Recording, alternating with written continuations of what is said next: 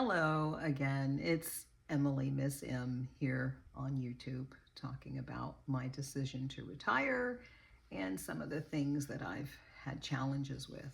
So, as I said previously, I started working at a very young age, brought up by a mom who pretty much looked like she was going to a TV set based on her attire when we lived in the Netherlands. She actually had the good fortune of having a tailor make her suits.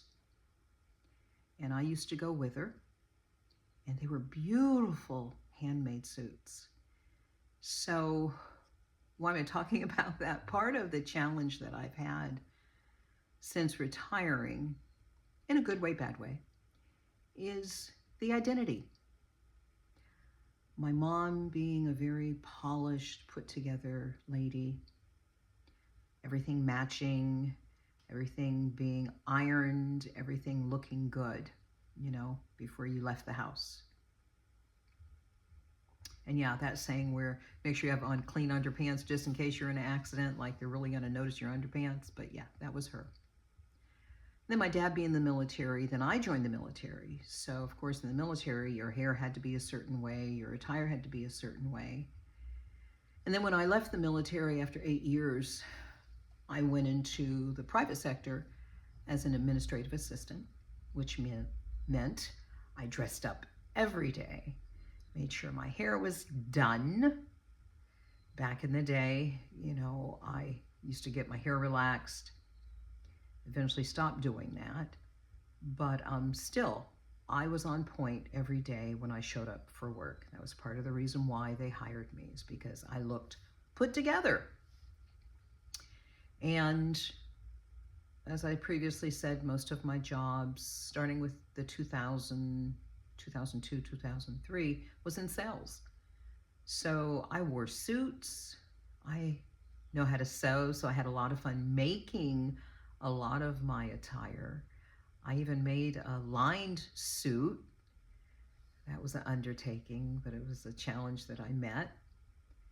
And so I made suits. I eventually stopped sewing after I had my second child. And then, gosh, being in sales, I wore sports jackets, skirts, always dressed to impress.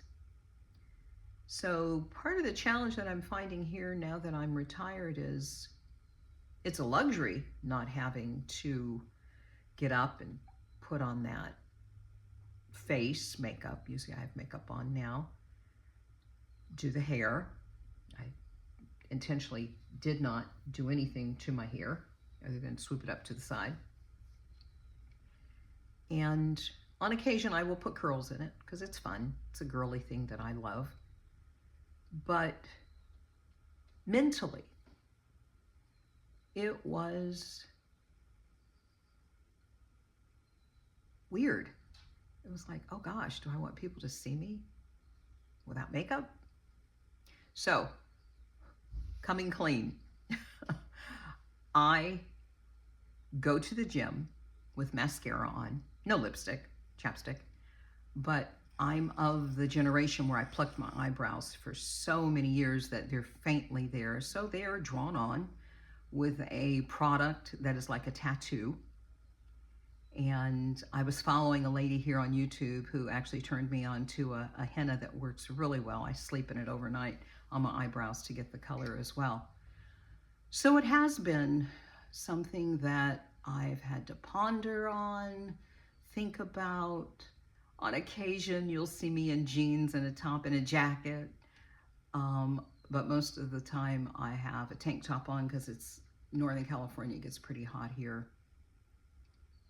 So yeah, that's been something that mentally I have had to deal with. It was emotionally too. My daughter was here when I first decided to retire.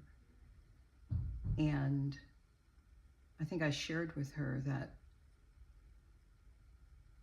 it was tough at first. My identity had been so tied to getting up and looking my best. And when you work with guys, you get this competitive edge, and it's no longer there. Now, I have found that is really interesting about me. I was in sales, but I'm very self-conscious, and I've had to learn not to be so self-conscious doing this video, first of all. But when I sing karaoke, I don't always stand in a very confident stance. And I've intentionally tried to correct that. It's just so weird. I was in sales, very confident, very outgoing, very engaging, but I'm very self-conscious when people look at me for my singing and want to praise me. And I have a birthday coming up, I told you, in a couple of days, and my sister's like, oh, we need to have a big whoop to do. And it's like, I don't want a big whoop to do, but I'll do it because she wants to do it and she loves me. It's her way of showing, she loves me. But I don't like a lot of attention paid to me. Sales is one thing. I'm engaging with a customer, helping them make a decision about, a very sizable purchase. So that was different. And so, yeah, I just wanted to share with you, making the decision to retire after having a career in sales and putting on that suit, that dress, that face, being outgoing, performing, drawing people to you. It took me some time. And as you saw, I got a little emotional about it because, I don't have that anymore. And that's probably been something that is going to take a minute to really just say, oh, I don't have to do that anymore. But at the same time, I don't get to do that anymore. So again, thanks for tuning in, checking in with me. As always, it's Miss M's Lifestyle here on YouTube. Have a blessed day, and thank you.